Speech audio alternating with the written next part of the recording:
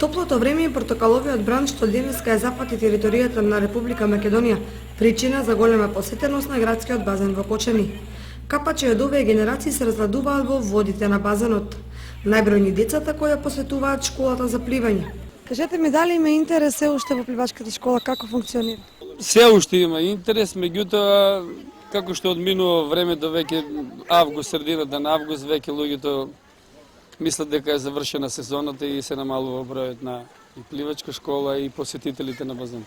Не верувам дека температурата влијае на тоа, бидејќи на почетокот има секојаш повеќе ученици за пливање, бидејќи луѓето се уште не се почнале со одморите, кога ќе појдат на одмори веќе нормално дека и се намалува бројот на ученици за школата за пливање. На телевизијата рекламираат портокалова зона, не знам што, а напротив базенот треба да го користат луѓето. Нормално има средства за изгореници и така натаму, треба да се мачкат, нели, имат разни препарати, меѓутоа треба да си дојдат на базен. Штета е да се пропушти ова убавина за базенот, луѓето да се разгладат, да пливат, да се рекреират и да спортуваат. До крајот на месец август, доколку дозволат временските услови, градскиот базен во Кочани ќе биде место каде што голем број кочанчани ќе бараат спас од високите температури.